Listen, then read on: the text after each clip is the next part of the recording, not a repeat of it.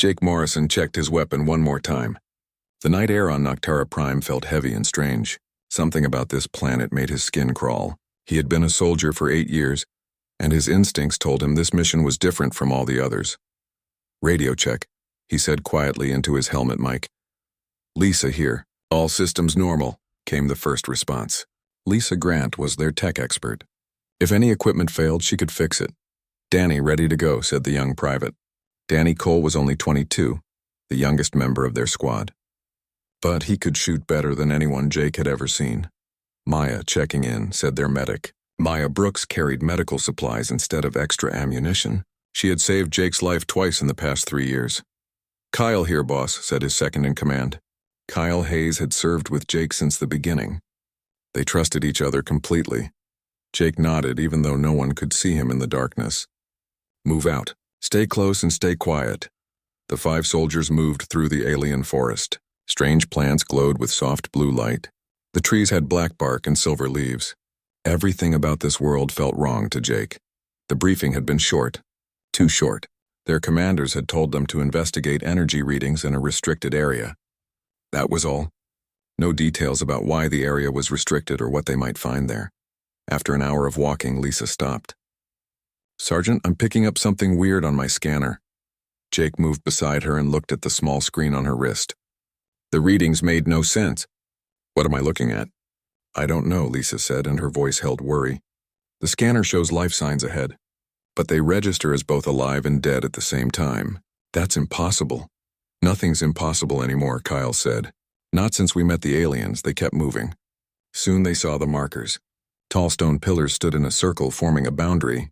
Strange symbols covered each pillar. The symbols glowed with a dark red light that seemed to pulse like a heartbeat. Danny stepped closer to one pillar. "I can't read this language. It's not in our database." "Stay back from those things," Jake ordered. His instincts screamed danger. "Lisa, can you translate any of it?" Lisa aimed her scanner at the nearest pillar. The device made a strange buzzing sound, then went dark. "My scanner just died," she said, shaking the device. "It was working fine a second ago." Maya moved to check another pillar. "This one has the same symbols. They're warnings, I think. See how they repeat?" "Warnings about what?" Danny asked. No one had an answer. Jake studied the area beyond the pillars. The forest continued, but the trees there looked different, darker. The blue glow from the plants faded away past the boundary. Beyond the markers, everything was shadows. "Command, this is Morrison," Jake said into his radio. Only static answered. "Command, do you copy?" More static. He tried different frequencies. Nothing worked. "We've lost communication," Kyle said. It was not a question. "Our orders are to investigate," Jake said. "We keep going." "Boss, maybe we should fall back and report the communication loss," Kyle suggested. Something's not right here. Jake knew Kyle was correct. The smart move was to retreat. But they were soldiers. They had a mission, and something in Jake wanted to know what lay beyond those markers. What was so dangerous that someone had put up warnings in multiple languages? "We go forward," Jake decided. "But weapons ready. If anything moves, we shoot first." They crossed the boundary between the pillars. The moment Jake stepped past the markers, the temperature dropped. His breath came out in white clouds. Behind them, the forest had been warm. Here it felt like winter. "Is anyone else freezing?" Danny asked, his teeth chattering. "Stay alert," Jake said. "Maya, check if this cold can hurt us." Maya looked at her medical scanner. Like Lisa's device, it flickered and died. "Equipment's failing. I don't know if it's the cold or something else." They walked deeper into the dark forest. The shadows seemed to move on their own. Jake kept seeing things from the corner of his eye. When he turned to look, nothing was there. Lisa grabbed Jake's arm. "Sergeant, I hear something." They all stopped and listened, voices, faint and distant. The voices whispered in languages Jake did not know. But somehow he understood one word that kept repeating. "Leave. Did you hear that?" Maya whispered. "We all heard it," Kyle said. His weapon pointed into the shadows. "Something's talking to us. It's telling us to leave," Danny said. His young face looked pale with fear. "Keep moving," Jake ordered. His own fear was rising, but he could not show it. The squad looked to him for strength. The forest opened into a clearing. In the center stood something that took Jake's breath away. A massive building rose from the ground. It was made of black stone that seemed to absorb light. The building had towers and walls like an ancient castle. But this was not built by human hands. The architecture was alien and beautiful and terrifying. "What is that?" Lisa asked. "A palace," Maya said softly. "It's a palace." Jake's scanner had died like the others.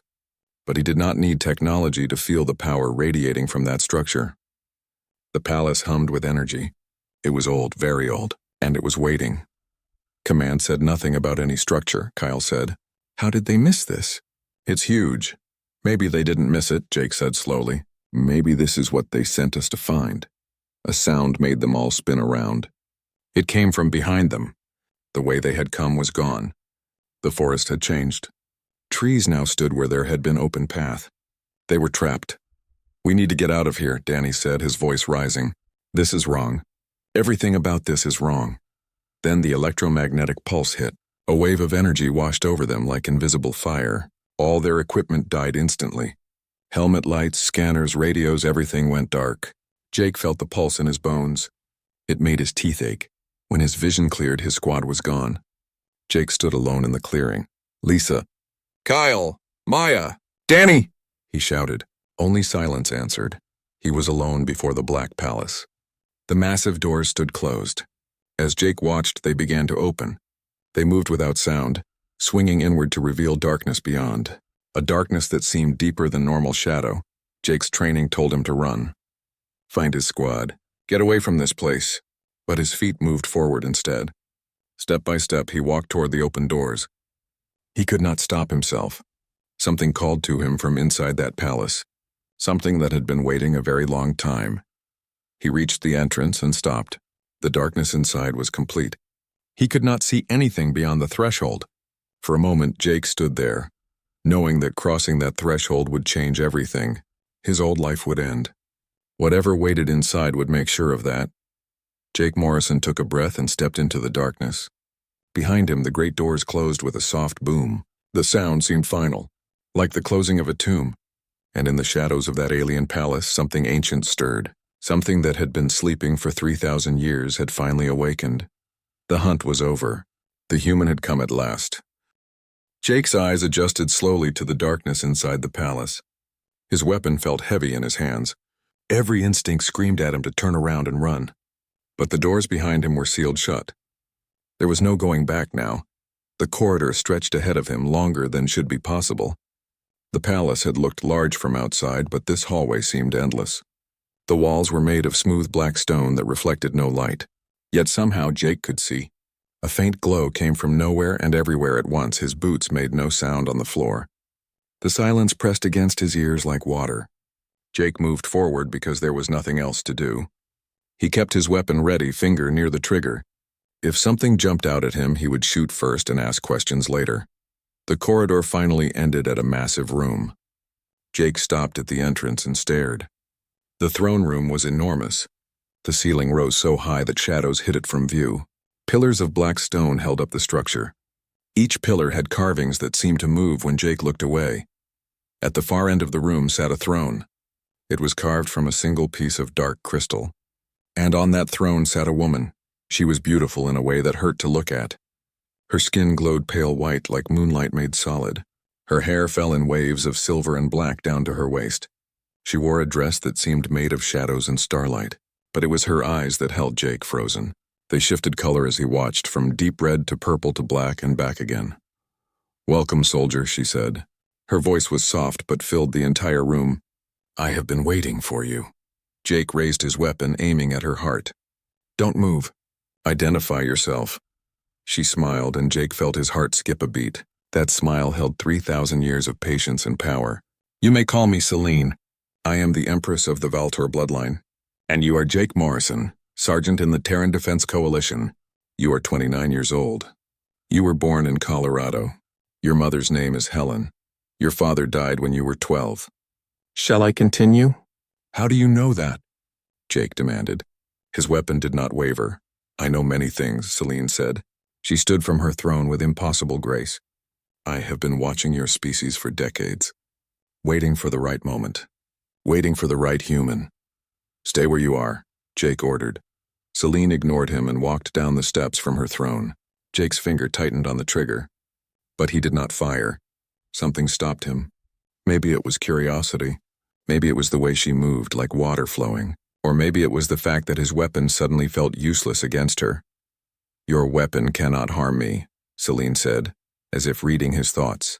"I am over 3,000 years old, soldier. I have survived wars that destroyed entire star systems. Your primitive gun is nothing to me." "Then why did you let me in?" Jake asked. "Why not just kill me?"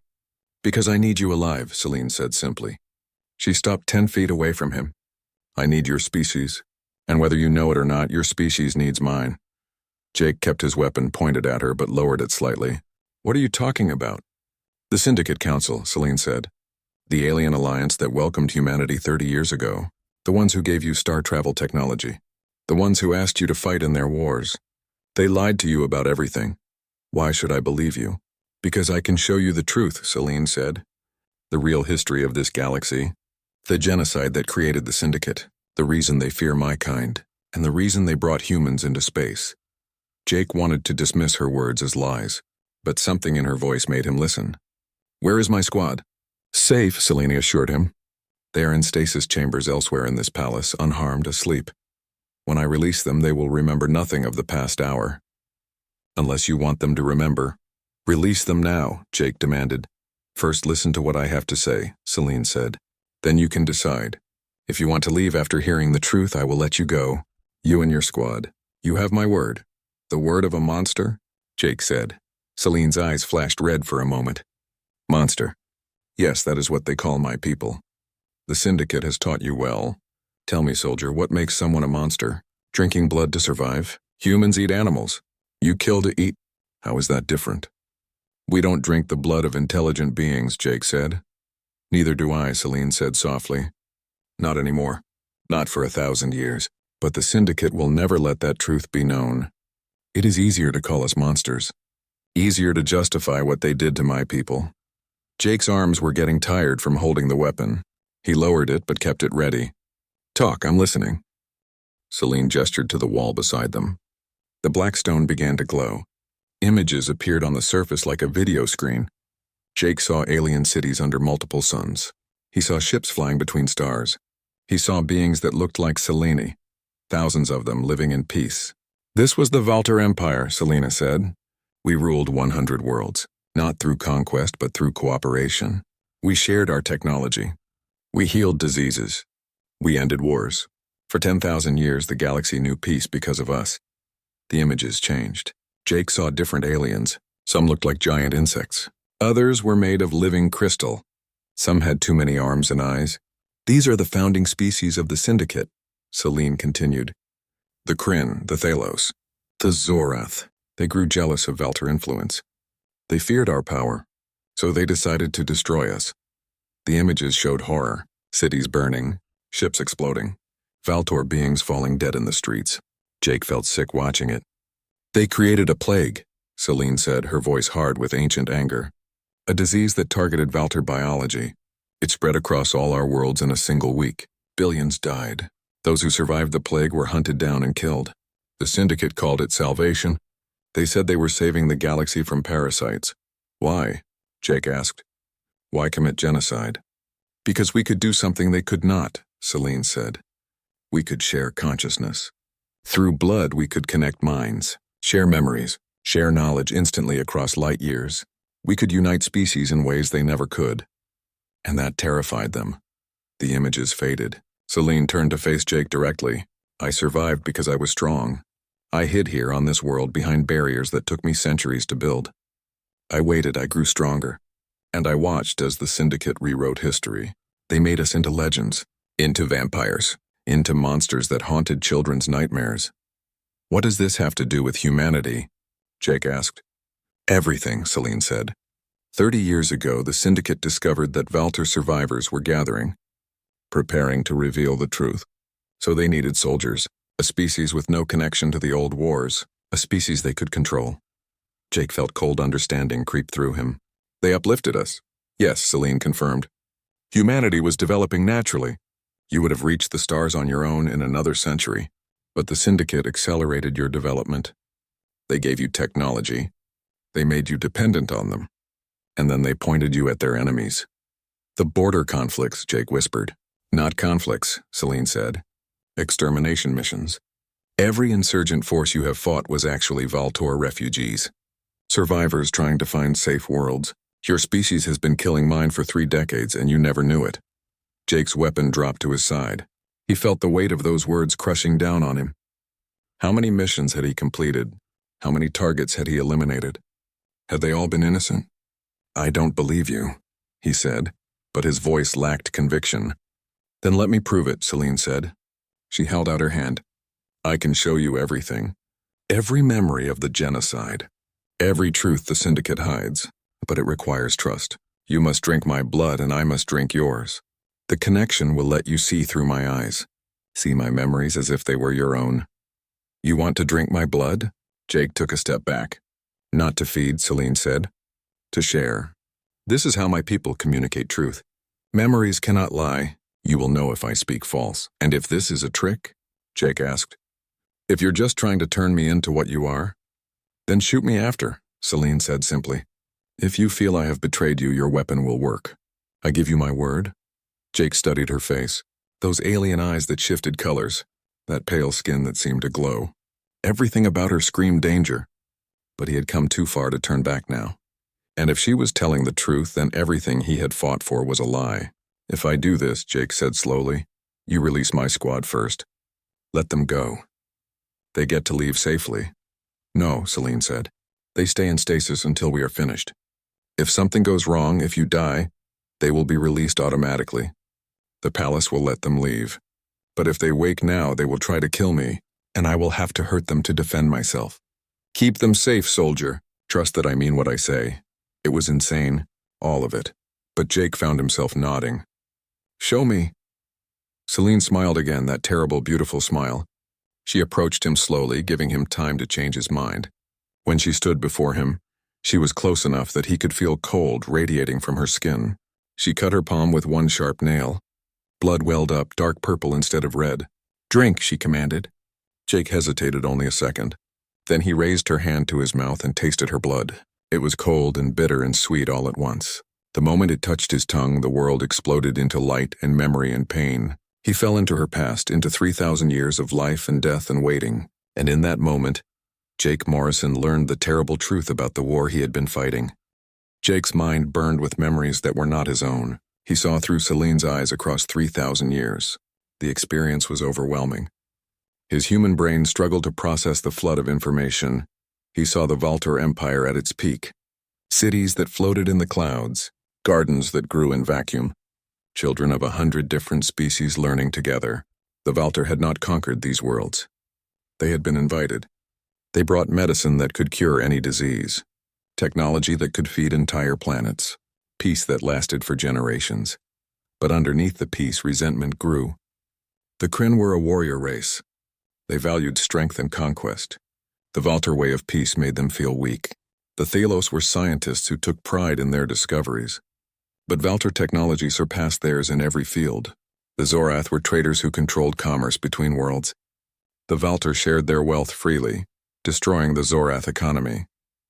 Jake watched as the 3 species met in secret. They formed an alliance built on fear and jealousy. They decided that the Valtor must be eliminated. Not defeated in war, but erased from existence. They could not beat the Valtor through strength. So they would use treachery. The plague was created in a Thalos laboratory. It took them 50 years to design. The disease targeted specific genetic markers found only in Valtor DNA. It was perfect, invisible until it was too late. Spread through the blood bonds that connected Valtor to each other. Jake felt Celine's horror as the plague began. She was on the capital world when the first victims fell. Her sister died in her arms. Her brother lasted 3 more days before the disease consumed him. Her mother, the Empress, held on for a week. She used her last breath to order Celine to survive, to remember, to one day tell the truth. Within a month, billions were dead. The Valtor tried to help each other, tried to use their blood bonds to fight the disease, but the bonds only spread it faster. Their greatest strength became their death sentence. The Syndicate struck while the Valtor were dying. Their fleet swept through Valtor space. They bombed cities from orbit. They burned libraries full of ancient knowledge. They destroyed medical centers where doctors desperately searched for a cure. They showed no mercy. Jake watched as Celine fled with other survivors. They scattered across the galaxy, each seeking a place to hide. The Syndicate hunted them relentlessly. Anyone who helped a Valtor was executed. Entire planets were blockaded if even a rumor of Valtor presence emerged. Selene found Noctara Prime by accident. The planet was remote and supposedly lifeless. She crashed her damaged ship here and barely survived. For the first 100 years, she lived in caves. She drank the blood of animals to stay alive. She slowly built barriers around herself using the last of her ship's technology. The memories shifted. Jake saw Selene working for centuries to create the palace. She carved it from the living rock of the planet. She imbued it with power drawn from her own life force. She made it a fortress that the Syndicate could not penetrate. And she waited. But waiting alone drove her to the edge of madness. Jake felt her desperation, her loneliness.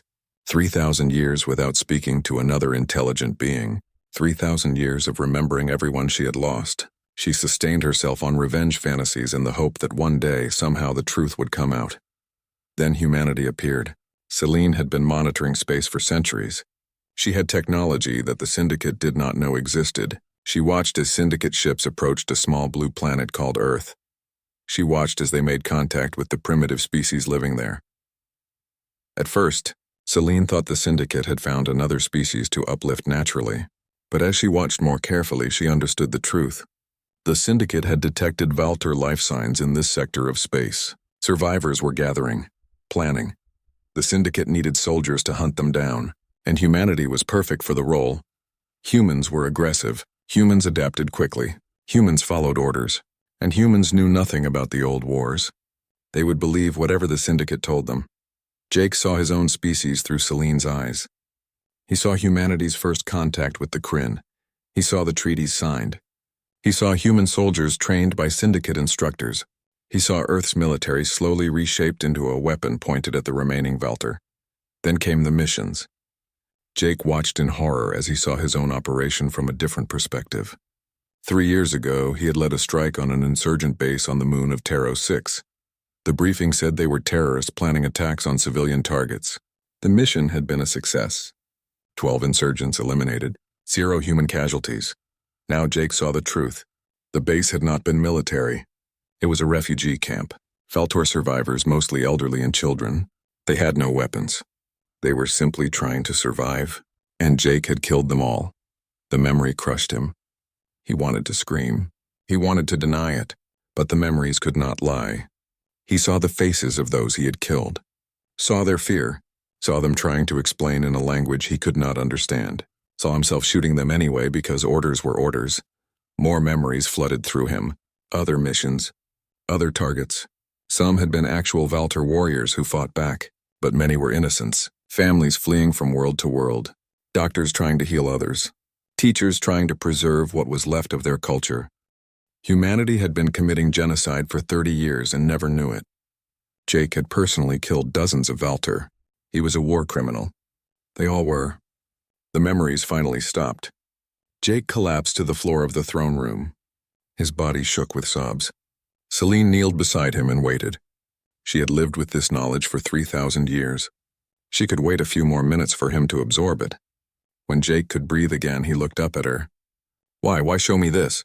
Because you needed to know, Selene said gently. And because I cannot fight the Syndicate alone. I need allies. I need your species. After what we've done? Jake's voice broke. After all the Valtor we've killed? Why would you want anything to do with us? Because you did not know, Selene said.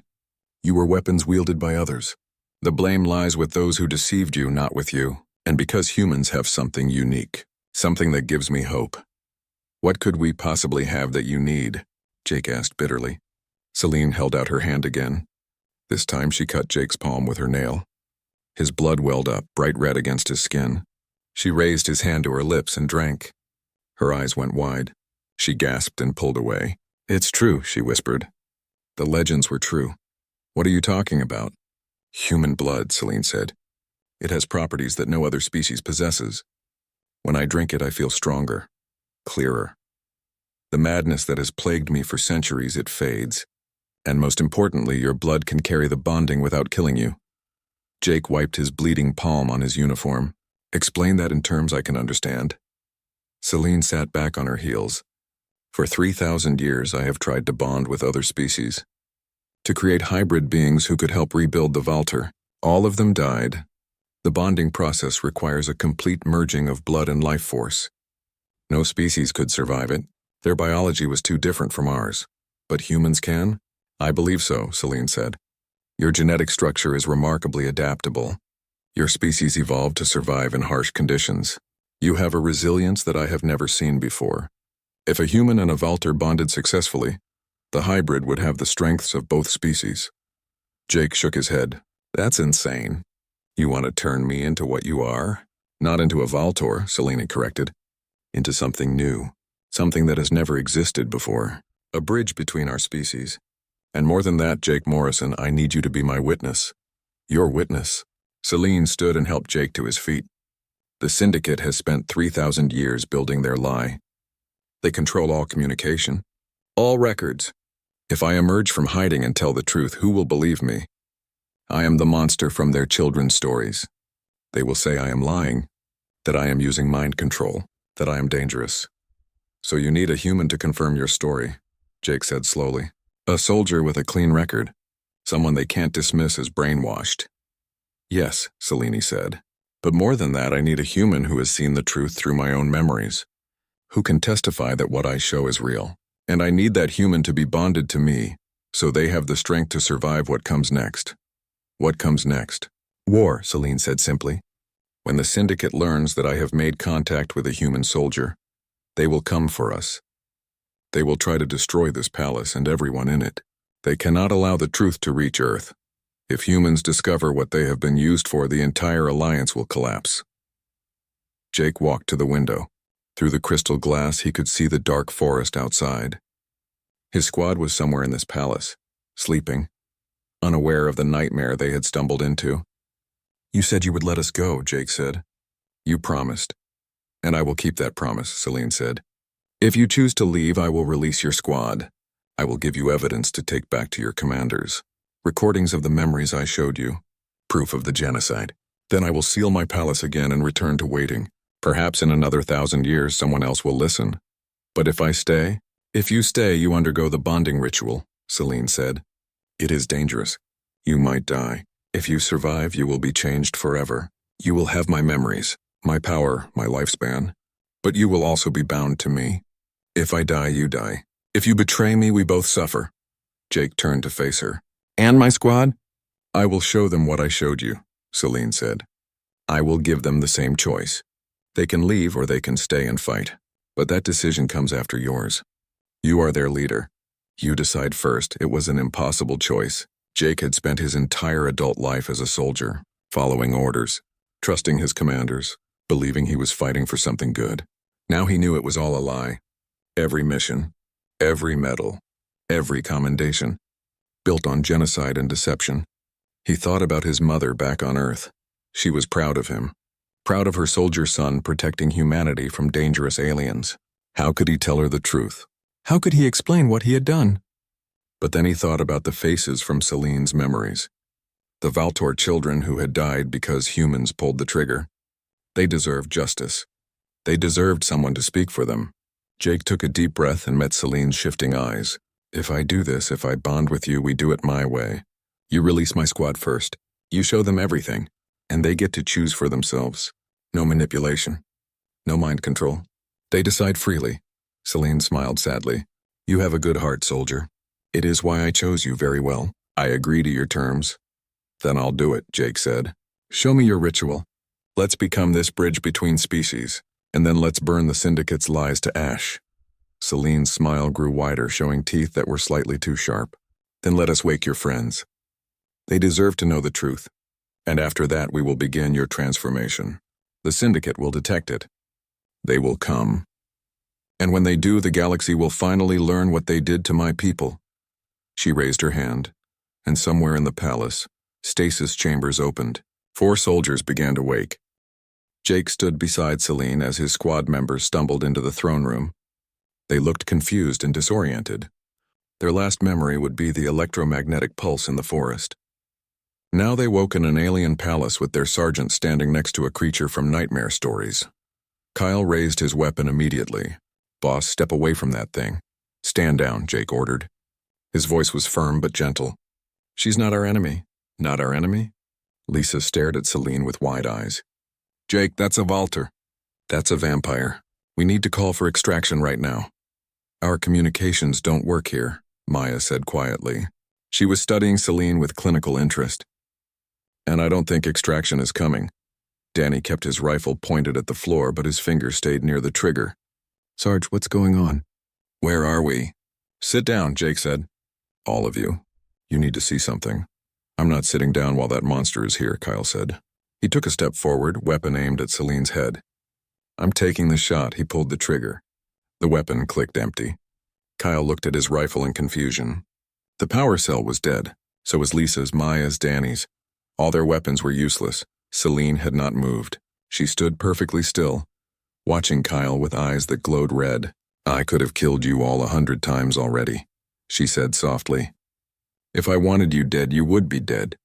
"Kyle, please," Jake said. "Trust me. Just for an hour. Listen to what she has to say. If you still want to kill her after that, I won't stop you." Kyle looked at Jake for a long moment. They had served together for 8 years.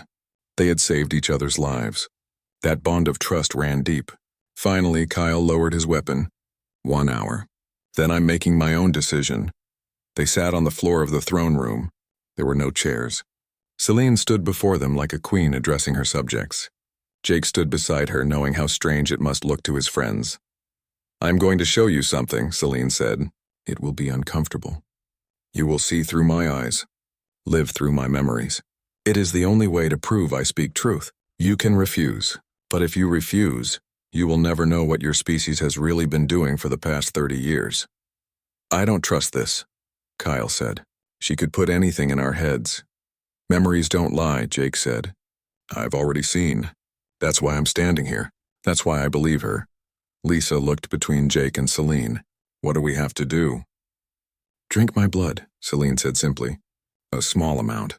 Enough to forge a temporary connection. The link will last only for the duration of the memory sharing. After that, it breaks naturally." Maya stood up. "I'll go first." "Maya, no," Kyle protested. "I'm a medic," Maya said. "If this is some kind of biological weapon, better it hits me first. I can analyze what it does." She looked at Celine. "Will it hurt?" "Yes," Celine said honestly. "The memories are painful. You will feel what I felt, but you will not be harmed physically." Maya walked forward and held out her hand. Celine cut her palm the same way she had cut Jake's. Purple blood welled up.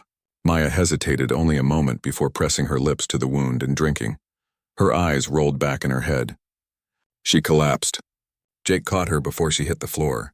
For 5 long minutes, Maya's body trembled as the memories flooded through her. When her eyes finally opened, tears streamed down her face. "Oh God," she whispered. "Oh God, what have we done?" Kyle was on his feet instantly. "What did you see?" Maya could not speak. She just sobbed. Lisa went next, then Danny. Each of them reacted the same way. The weight of truth crushed them. They saw the genocide. They saw their own missions from a different perspective. They saw what humanity had become. Kyle was the last. He approached Celine with anger in his eyes.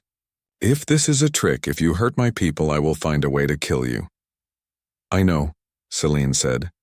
"That is why I trust you to see truth." Kyle drank her blood and fell into the memories. When he came back, the anger was gone. In its place was something worse, despair. They sat in silence for a long time. No one spoke. What could they say? Their entire lives had been a lie. Everything they fought for was built on genocide. Finally, Lisa broke the silence. "What do we do now?" "We have a choice," Jake said. "Celine offered us a way out. She'll give us evidence to take back to command. Recordings of what we saw. Proof of the Syndicate's crimes. Then we can leave. Go back to Earth, try to expose the truth." "They'll never believe us," Danny said. His young face looked years older now. "Command will say we're compromised. They'll say the Valter mind controlled us." "He's right," Kyle said. "We'll be arrested the moment we land. Locked up or executed as traitors." "There is another option," Jake said carefully. "Celine can bond with me. Create a hybrid. Human and Valter. I would have proof that can't be denied. Genetic proof. Memory proof. Powers that show the bond is real. What does bonding mean? Lisa asked. Celine answered. It means Jake and I share blood permanently. Our life forces merge. We become connected in ways that go beyond physical. He gains my strength, my abilities, my lifespan, but he also ties his life to mine. If I die, he dies. That's insane, Kyle said. Jake, you can't do this. I already agreed, Jake said quietly. Before you woke up. This is my choice. Then I'm doing it too, Maya said suddenly. Everyone turned to look at her. You heard Celine. Humans can survive the bonding. We're adaptable. And if Jake's going to do this, he needs backup. He needs a squad. Maya, you don't have to, Jake said. Yes, I do, Maya insisted. We all do. We've been killing innocent people for years. We can't take that back, but we can stop it from happening again. We can make sure the truth gets out. Lisa nodded slowly. She's right. If we go back alone, we're just more dead soldiers. But if we all bond, if we all transform, that's proof. That's an army of witnesses. Danny stood up. I'm in. I'm tired of being used. I'm tired of killing people I was told were monsters. If this is how we make it right, then I'm in. Kyle was the last. He looked at his squad, his family, and sighed. This is the stupidest plan I've ever heard. We're going to bond with a vampire and start a war with the most powerful alliance in the galaxy. He smiled grimly. I'm absolutely in. Jake felt relief flood through him. He had not wanted to face this alone. Celine, how does this work? Can you bond with all of us? No, Celine said. I can only fully bond with one person. Jake. But I can create partial bonds with the rest of you. You will gain some benefits. Enhanced strength and speed. Longer life. Shared memories. But your life force remains your own. You can survive independently. Why only full bond with Jake? Kyle asked suspiciously. Because it takes everything I have, Celine said. A full bonding requires me to give half of my power to my partner. I become vulnerable during the process. I need to trust my partner completely. Jake leads you. Jake makes the hard choices. That is why he must be my equal. She turned to Jake. Are you ready? The ritual must happen in the inner sanctum. It will take hours, perhaps days. Time moves differently there. Your squad will guard us while we bond. What if something goes wrong? Jake asked. Then we both die, Celine said simply. And your squad will be released to deliver what evidence they can. But I do not think it will go wrong. Your blood called to mind from the moment you entered my palace. We are meant for this bond. Jake took a deep breath. Then let's do it. Celine led them deeper into the palace. They passed through corridors that twisted in impossible directions. Finally, they reached a chamber that made Jake's eyes hurt to look at. The walls seemed to exist in multiple dimensions at once. This is the bonding chamber, Celine said. It exists partially outside normal space. Time will pass slowly inside. What seems like hours to you will be minutes out here. She looked at Kyle. You are in command while Jake transforms. Trust your instincts. If you feel danger approaching, wake us immediately. Kyle nodded. Understood. Jake and Celine entered the chamber. The door sealed behind them with a sound like thunder. Inside, the room was empty except for a pool of silver liquid in the center. The liquid glowed with its own light. That is essence, Celine said. Pure life force made physical. We enter it together. Our blood mixes. Our minds merge. If successful, we emerge as one being split into two bodies. And if not successful? Jake asked. Then the essence consumes us both, Celine said. Our life forces dissolve. We cease to exist. Jake looked at the pool. Every instinct told him to run. This was insane. He was about to let an alien creature merge with his very soul. But he thought about the Valter children in his memories. He thought about the 30 years of lies. He thought about what humanity could become if they knew the truth. He took Celine's hand. Her skin was cold as ice.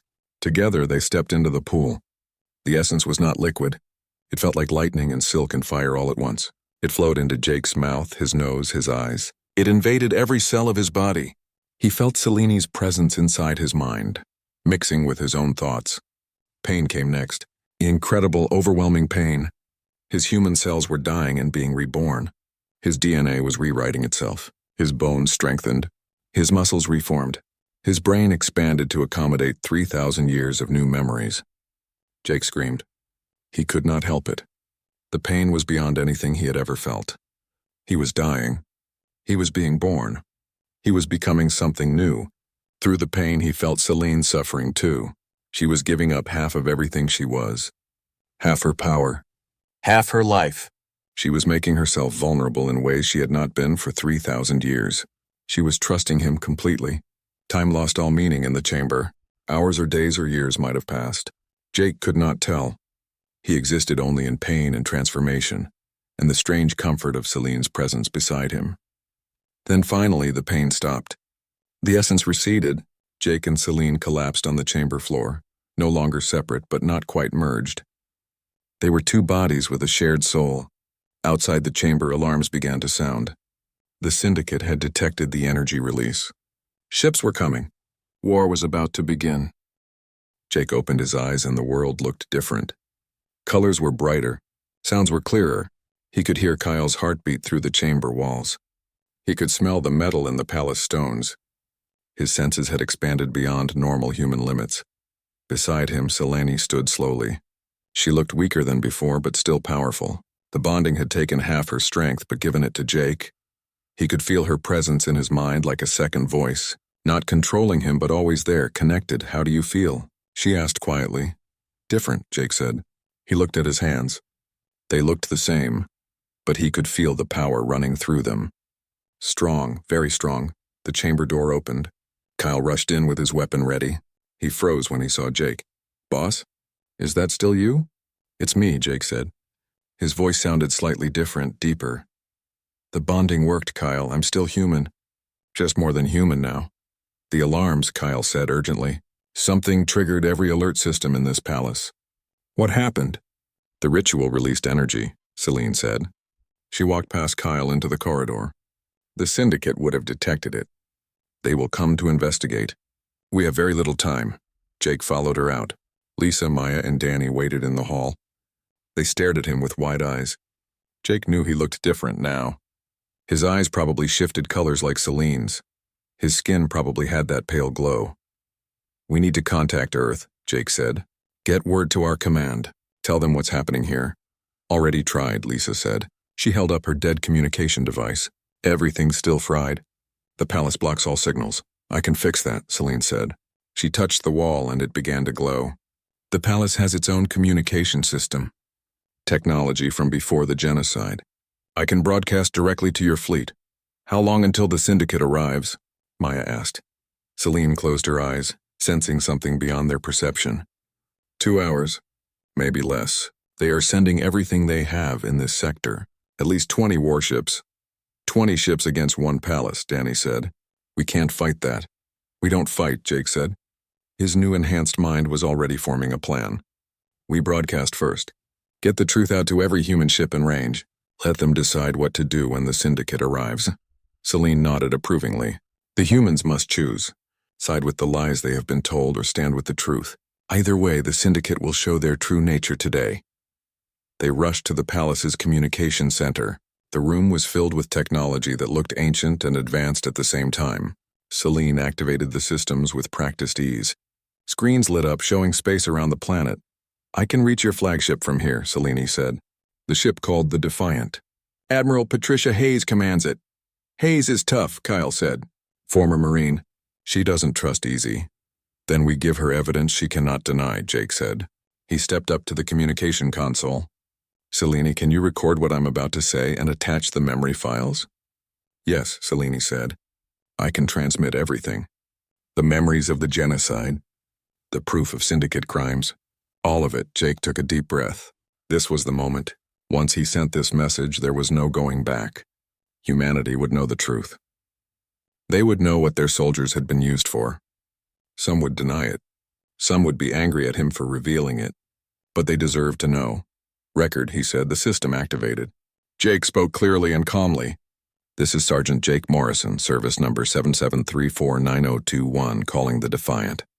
Admiral Hayes, I am transmitting from the restricted zone on Noctera Prime. What I am about to tell you will sound impossible, but I am sending you evidence that cannot be faked. Neural recordings, genetic data, historical archives. Please review all of it before making any decisions." He paused, gathering his thoughts. "The Syndicate lied to us, Admiral.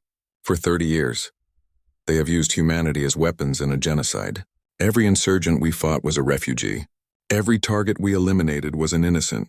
The Valter are not monsters. They were victims, and we have been their killers. I know you will doubt this, Jake continued. I doubted it too, but I have bonded with the last Valter Empress. I carry her memories now. I have seen the truth with her eyes. In approximately 2 hours, a syndicate fleet will arrive to destroy this palace and everyone in it. They cannot allow this information to reach Earth. They cannot allow humans to know what we have been used for. He looked directly into the recording device. I am asking you to delay engagement. Review the evidence. Make your own decision. If you believe the syndicate, then let them destroy us. But if you see the truth, if you understand what has been done, then I am asking you to stand with us. Help us expose these lies. Help us make sure no more innocent beings die because of syndicate manipulation. Jake ended the recording. Celine added all the supporting files and sent the transmission. They watched as the signal reached out into space, traveling to the human fleet. How long until they respond? Lisa asked. If Admiral Hayes reviews everything, at least 30 minutes, Jake said. She's thorough. She won't make a decision without seeing all the evidence. They waited in tense silence. Outside the palace, the sky began to change color. Ships were entering the atmosphere. Not human ships. Syndicate ships. They are early, Celine said, her eyes tracking movement no one else could see. They must have detected the transmission. They are coming faster than I expected. Can the palace defenses hold them off? Kyle asked.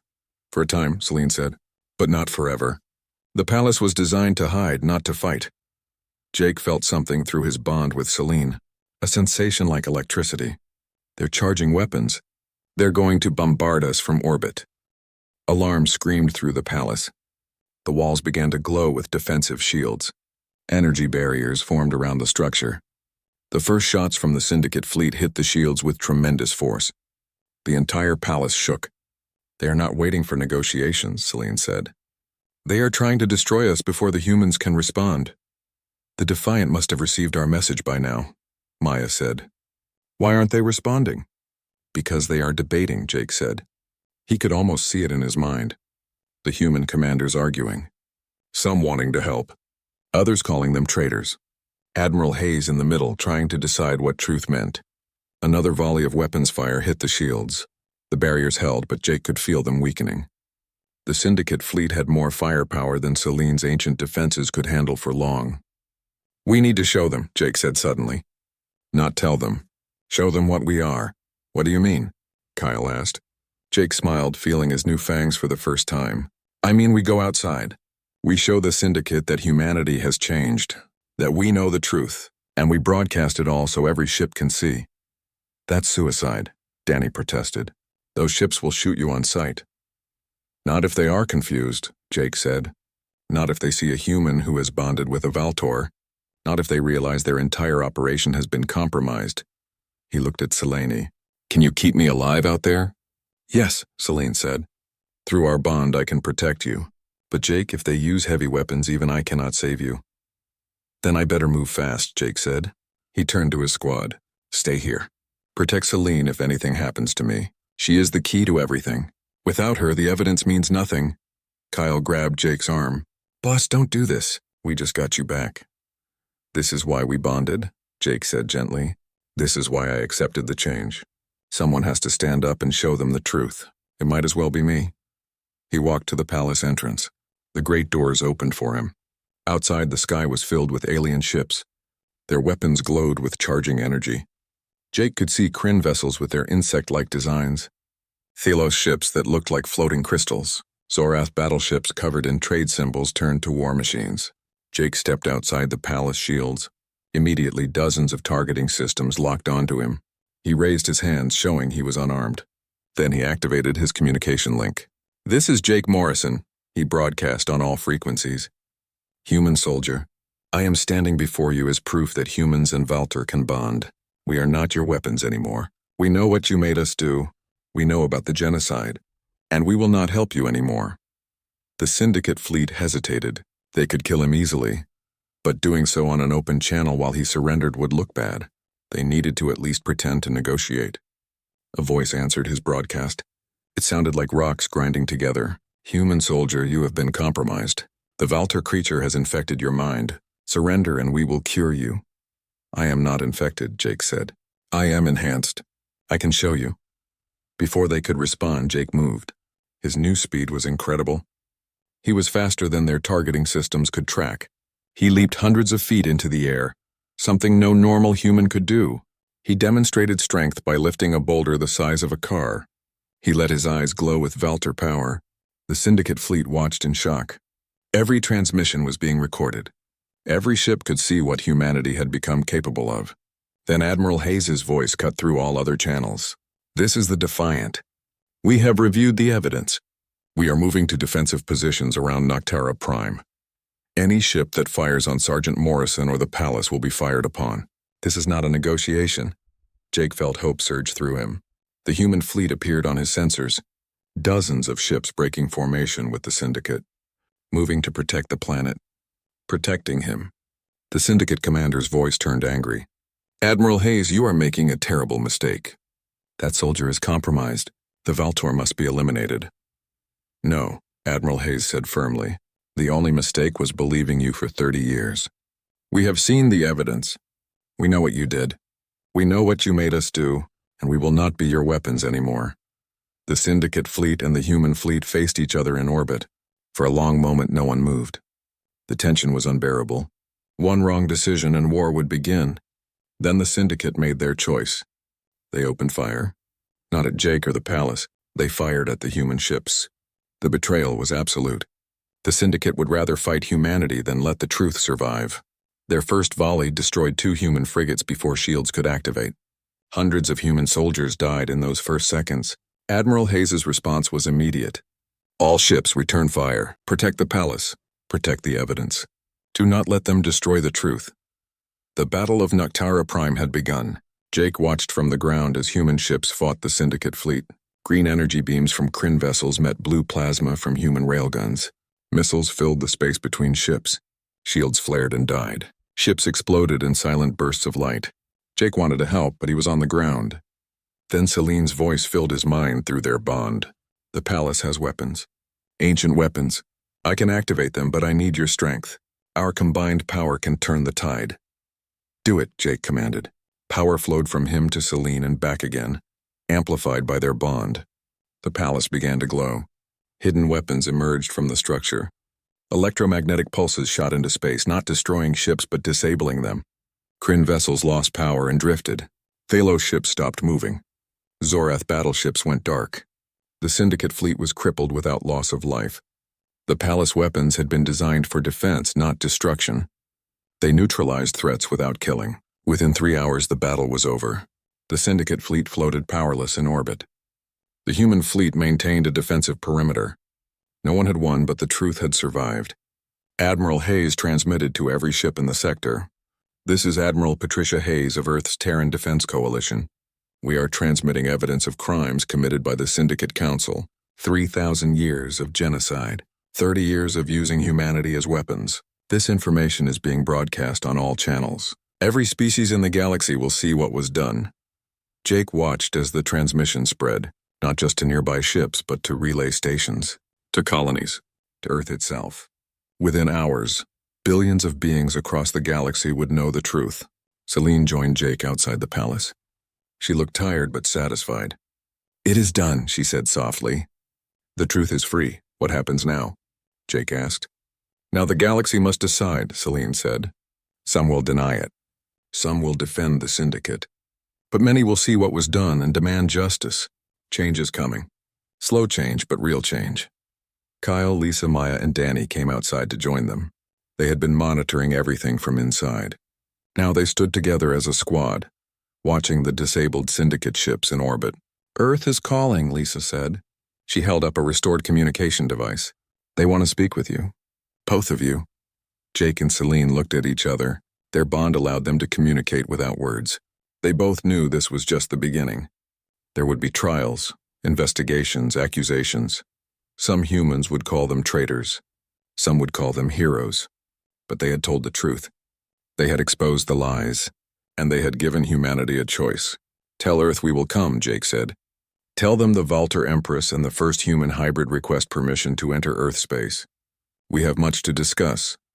As they prepared to leave Noctara Prime, Jake looked back at the palace one last time. That dark structure had been a prison for 3,000 years. A place of hiding and waiting and loneliness. Now it would become something new. A symbol of unity. Proof that even the deepest differences could be bridged through understanding. Jake Morrison had entered the Forbidden Zone as a soldier following orders. He emerged as something new. A bridge between species. A witness to truth. And the first of a new kind of being that would help rebuild a galaxy torn apart by lies. The future was uncertain. There would be more conflicts, more challenges. But for the first time in 3,000 years, there was hope. Hope that peace could be more than just a memory. Hope that different species could work together instead of destroying each other. And it had all started with one human soldier brave enough to step into the darkness and listen to a monster's story.